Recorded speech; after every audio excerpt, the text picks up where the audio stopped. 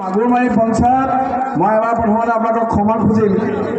এইপিনেদি 2-3 বাৰ গ'লো, কিন্তু গোটেই ইলেকশ্যনটো পিছত মুজিবুৰ দাই মোক খং কৰিছে, মোৰ মাগুৰমাৰী পঞ্চায়তৰ মিটিং কৰিবলৈ নহ'ল।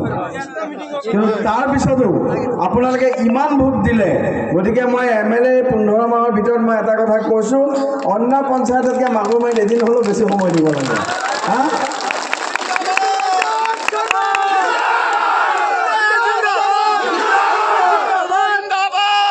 শ্ৰদ্ধা ৰাইজ, এইবাৰ আপোনালোকে যিখিনি কৰি দেখুৱালে এইটো অকল অসমতে নহয়, গোটেই ভাৰতবৰ্ষত গম পাইছে যে চামগুৰি ৰাইজে এইবাৰ সেইটো সিদ্ধান্ত লৈছে।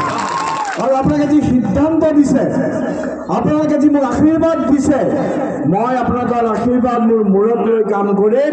মই আপোনালোকৰ বিশ্বাস 101% পালন কৰিম। মই এইটো আপোনালোকক প্ৰতিশ্ৰুতি দিছোঁ। আমি বহুত কাম কৰিব লগা আছে। 24 বছৰ ধৰি পেলাই চামগুৰিত ভয় ভাবুকিৰ ৰাজনীতি চলি, মই এতিয়া সকলোকে আশ্বাস দিছোঁ আৰু আপোনালোকক বিশ্বাসত মই এইটো আশ্বাস দিছোঁ যে আমি বিজেপি হয়, আমি কংগ্ৰেছ নহয়।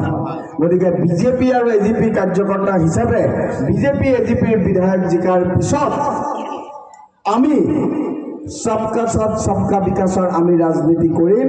আমি আমাৰ পৰা যাতে কোনো ক্ষেত্ৰত কংগ্ৰেছে কেতিয়াও অশান্তি নাপায়, তাৰ কাৰণে আমি সেই হিচাপে চেষ্টা কৰিব লাগিব। কিন্তু বিজেপি আৰু AGPৰ মতে সকলো হ'ব, সেইটো মই আপোনালোকক প্ৰতিশ্ৰুতি দিছোঁ। আমাৰ প্ৰতিজন কাৰ্যকৰ্তাৰ স্বাৰ্থ ৰক্ষা কৰা হ'ব আৰু কংগ্ৰেছৰ সময়ত কেৱল কংগ্ৰেছ কৰাৰ কাৰণে সকলো ধৰণৰ নীতি নিয়ম জলাঞ্জলি দি পেলাই যি অৰুণোদয় দিয়া হৈছিল, আমি এই অৰুণোদয় এতিয়া ভেৰিফিকেশ্যন হ'ব। যোনে অৰুণোদয় পাব নালাগিছিল কিন্তু কেৱল কংগ্ৰেছ কৰাৰ কাৰণে অৰুণোদয় দিয়া হৈছিল, সেই অৰুণোদয় কাটা হ'ব আৰু আমাৰ সকলো মহিলাই যি অৰুণোদয় পাব লাগে সেইসকল মহিলাই অৰুণোদয় পাব লাগিব। মই এইটো আপোনাক আগত প্ৰতিশ্ৰুতি দিছোঁ। মই কৈছিলোঁ যে মই ইলেকশ্যনৰ সময়ত ৰাইজক প্ৰতিশ্ৰুতি দিছিলোঁ যে মই যুৱ প্ৰজন্মৰ কাৰণে কাম কৰিম। মই 4টা আপোনালোকৰ মাজত প্ৰশিক্ষণ কেন্দ্ৰ খোলাৰ কথা কৈছিলোঁ। মই এতিয়া লৰিমুখতো কৈ আছোঁ, ৰাইজ 15 মাহ সময় আছে, আপোনালোকে মোক 1 মাহ 2 মাহ সময় দিয়ক। মই লৰালৰিকে এটা কাম কৰি পেলাই বেয়া কৰাতকৈ মই অলপ ভালদৰে চিন্তা চৰ্চা কৰি গোটেই এটা লং টাৰ্ম প্লেনিং কৰি আমাৰ যাতে এই ব্যৱস্থাৰ দ্বাৰা চামগুৰিত সদায় আমি যাতে যুৱ প্ৰজন্মৰ কাৰণে কাম কৰিব পাৰোঁ, পিতৃ মাতৃৰ সপোন ফলিয়াব পাৰোঁ, তাৰ কাৰণে মই কাম কৰিম। মই জানুৱাৰী মাহৰ পৰা মই এইখিনি কাম কৰিবৰ কাৰণে চেষ্টা কৰিম। মাননীয় হিমন্ত বিশ্ব শৰ্মা ডাঙৰীয়া, অসমৰ মাননীয় মুখ্যমন্ত্ৰী, তেখেতে আপোনালোকক নমস্কাৰ জ্ঞাপন কৰিছে। গোটেই অসমৰ গোটেই ভাৰতত আপোনালোকে ৰেকৰ্ড কৰিছে। ডিপ্লুৰঞ্জন শৰ্মাই যিমান কষ্ট কৰিছিল তাতকৈ আপোনালোকে বেছি কষ্ট কৰিলে।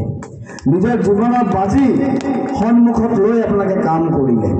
গতিকে চামগুৰিবাসী ৰাইজক মই জীৱনত নাপাহৰোঁ, সদায় মই আপোনালোকৰ আশীৰ্বাদ মনত ৰাখিম, বিশ্বাস মনত ৰাখিম আৰু এই বিশ্বাস মই ৰাখিম।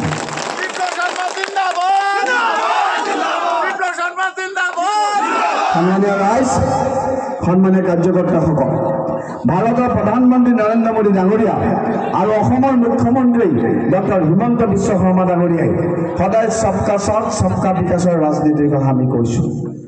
আমি যোৱাকালি কৈছোঁ, মানে মুখ্যমন্ত্ৰী ডাঙৰীয়াই কৈছে যে আমি সমাজখন কেনেকুৱা হোৱাটো বিচাৰোঁ, য'ত হিন্দুও সমান মৰ্যাদা পাব, মুছলমানে পাব, খ্ৰীষ্টানে পাব, বৌদ্ধিষ্টে পাব, শিখেও পাব, জৈনে পাব, হয়নে নহয়? আমাক কংগ্ৰেছে ব্লেম দিছিল, কিন্তু ৰাইজে সেই ব্লেম আঁতৰাই পঠিয়ালে। আমি কৈছোঁ সকলোৰে বাবে ন্যায়, হিন্দুৱেও ন্যায় পাব লাগিব, মুছলমানেও ন্যায় পাব লাগিব। হিন্দুৱে অৰুণোদয় যদি পায়, মুছলমানে অৰুণোদয় পাব। এইটো বিজেপিৰ প্ৰতিশ্ৰুতি আছে, আমি বৈষম্য নকৰোঁ। আৰু সেইকাৰণে আমি কৈছোঁ justice to all, appeasement to none. আজি আপোনালোক সকলো আমাৰ এই শ্লোগানৰ লগত ওলাই আহিছে। আপোনালোকক লগত লৈ অনাগত দিনত আমি কাম কৰিম। আৰু মই আপোনালোকক কৈছোঁ, পঞ্চায়ত ইলেকশ্যন আহি আছে। মাগুৰ মাৰি দিব আমি কেইটামান ভোটত পিছ পৰিছোঁ, কিন্তু মই আপোনালোকৰ পৰা বিচাৰিম যে নেক্সট পঞ্চায়ত ইলেকশ্যনত মাগুৰমাৰী পঞ্চায়তৰ 10টা ৱাৰ্ডৰ ভিতৰত 10টা ৱাৰ্ডে আমাক লাগিব। পালা যাব নাই? সকলোৱে ভাৰত মাতা কি?